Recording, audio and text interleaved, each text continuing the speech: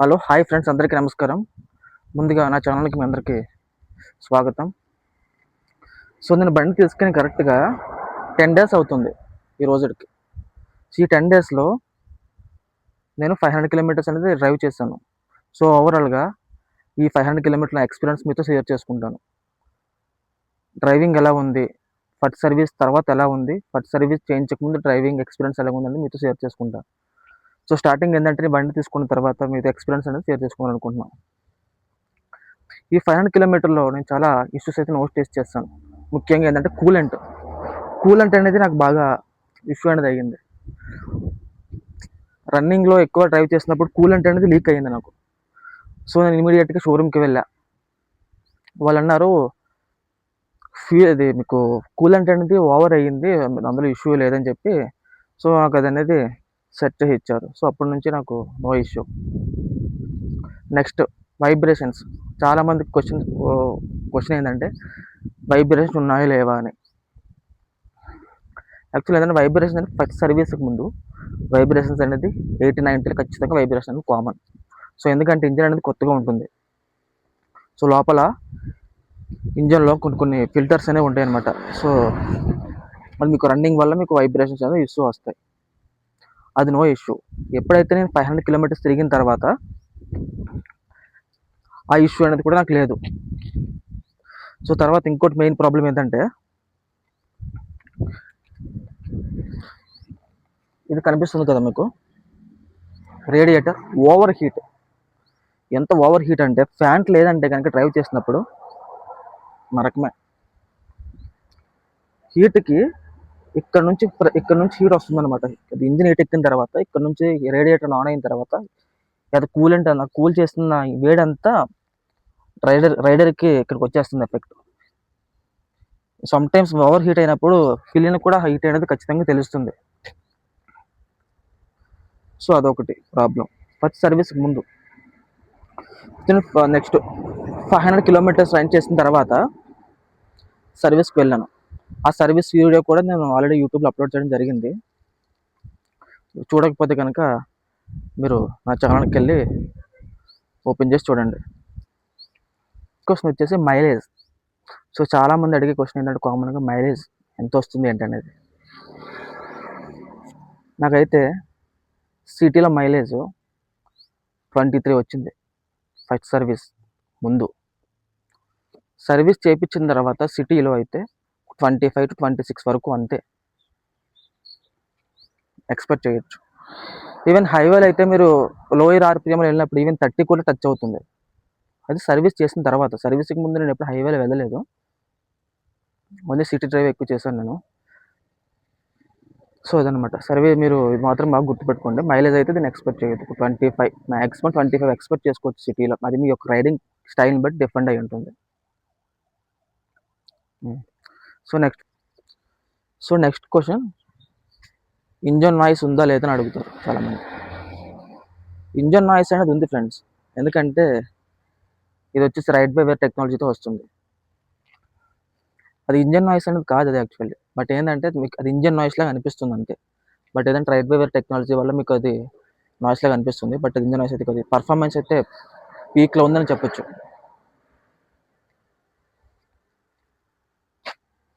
ఇంకా నెక్స్ట్, ఇది ఎవరికి సూట్ అవుతుంది ఎవరికి సూట్ అవ్వదు అనే దాని గురించి చూసుకున్నట్లయితే, సిటీలో అయితే ఓన్లీ 30% మాత్రమే మీరు దీనికి రైడ్ చేయగలరు. నేనైతే సిటీలో అయితే దీన్ని మీకు రికమెండ్ చేయను. ఎవరైతే టూరింగ్ అంటే లాంగ్ డిస్టెన్స్ కోసం ఎవరైతే చూస్తున్నారో కళ్ళు మూసుకుని బండికి వెళ్ళిపోవచ్చు మీరు. ఈవెన్ ఇంకా దీంట్లో మీకు ఎక్స్పల్స్ 210 ఎర్జీ అన్నీ ఉన్నాయి. బట్ నేను ఎందుకు చూస్ చేసుకున్నానంటే Royal Enfield brand. Main service important. మనం బండి తీసుకుంటున్నామంటే సర్వీస్ సెంటర్ కూడా చూసుకోవాలి. హెచ్డీ ఉంది, హెచ్డీ అది మనకి బడ్జెట్లో వచ్చేస్తుంది. బట్ ఆఫ్టర్ సర్వీస్ తర్వాత sales and service very important మనం బై చేసిన తర్వాత. సో నాకు హెచ్డీలో నాకు అంత అనిపించలేదు. సర్వీస్ సెంటర్స్ కూడా తక్కువ, దానికి ఒక ఫీడ్బ్యాక్ కూడా చాలా తక్కువ ఉంది.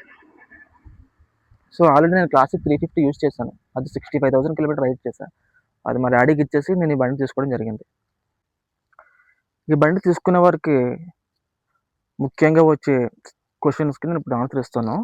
వీడియోని ఎక్కడ స్కిప్ చేయకుండా చూడండి. ఫస్ట్ ఆఫ్ ఆల్ హిమాలయన్ 450 ఈ బండి యొక్క మైలేజ్ ఎంత? సో మైలేజ్ వచ్చేసి 25 వస్తుంది సిటీలో, ఈవెన్ 23 కూడా వస్తుంది.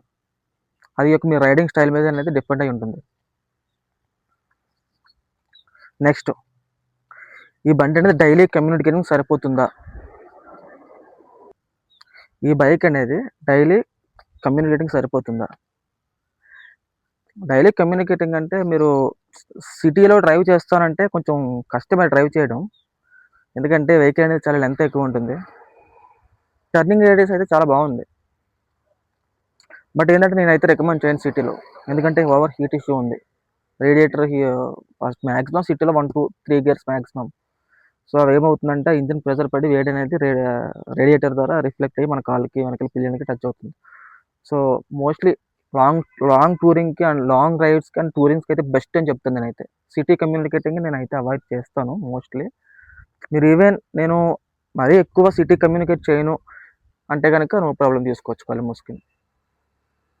సో నెక్స్ట్ వచ్చేసి ఆఫ్ రోడ్ పర్ఫార్మెన్స్ ఎలా ఉంది?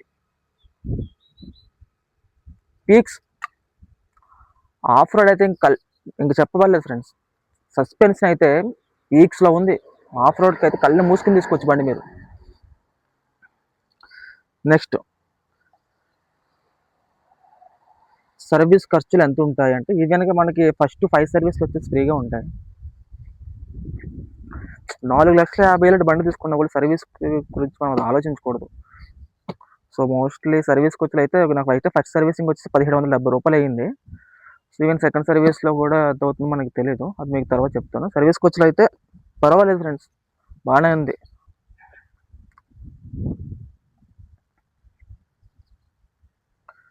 నెక్స్ట్, బండి పర్ఫార్మెన్స్ విషయంలో ఎలా ఉంది? పర్ఫార్మెన్స్ అయితే హైవేలో ఈజీగా క్రూజ్ చేసుకెళ్ళిపోవచ్చు. 120, 130, 140 కూడా క్రూజ్ చేసుకెళ్ళిపోవచ్చు. పర్ఫార్మెన్స్ అయితే నెక్స్ట్ లెవెల్ ఫ్రెండ్స్. కళ్ళు మూసుకొని పర్ఫార్మెన్స్ విషయంలో అయితే. Next, seat height very important. చాలామందికి ఈ బండి తీసుకునే ముందు మెయిన్గా వచ్చేది నాకు హైట్కి సరిపోతుందా లేదా అనేది. సో నా హైట్ వచ్చేసి 5.8 ఫ్రెండ్స్. మీకు ఇది వచ్చేసి సీట్ హైట్ అడ్జస్ట్మెంట్ అని వస్తుంది. 825 to 830 వరకు మీరు అడ్జస్ట్ చేసుకోవచ్చు. సో నా హైట్ అయితే 5.8. ఇప్పుడు మీకు లైవ్లో చేసి చూపిస్తాను చూడండి.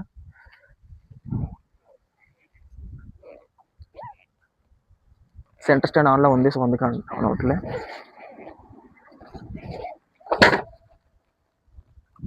ఇది ఫ్రెండ్స్, ఈవెన్ ఇది ఈజీగా నా 2 కాళ్ళు అయితే టచ్ అయినాయి. సో నాకైతే పర్ఫెక్ట్ సరిపోయింది. ఈవెన్ మీ 5.8 ఈజీగా మేనేజ్ చేయొచ్చు. అంత మీరు 5.6 అంటే కనుక కొంచెం మీరు ఫింగర్స్తో అనేది ఉంటుంది. ఒకసారి మీకు దగ్గరలో ఉన్న షోరూమ్ దగ్గరికి వెళ్ళి ఒకసారి మీరు టెస్ట్ డ్రైవ్ చేసి మీరు వెహికల్ పర్చేస్ చేయండి, మీకు ఏదైనా తీసుకునే ఇంట్రెస్ట్ ఉంటే కనుక. ఓకే ఫ్రెండ్స్, వీడియో అయితే పూర్తయింది. సో ఓవరాల్గా ఈ వీడియోలో నేను మీతో ఫస్ట్ సర్వీస్ చేయించిన తర్వాత ఎలాగ ఉంది, చేయించక ముందు ఎలా ఉంది అనేది మీతో షేర్ చేసుకున్నాను. సో దయచేసి వీడియోని లైక్ చేయండి, సబ్స్క్రైబ్ చేయండి, కామెంట్ చేయండి. మీరు ఎక్కడి నుంచి అయితే వీడియో చూస్తున్నారో కామెంట్ పెట్టండి. నాకు నా వీడియో ఇంతవరకు ఇంత మందికి వెళ్ళిందని చెప్పి నాకు ఒక నెక్స్ట్ వీడియో చేయాలని చెప్పి ఇంట్రెస్ట్ అనేది వస్తుంది. Okay friends, bye.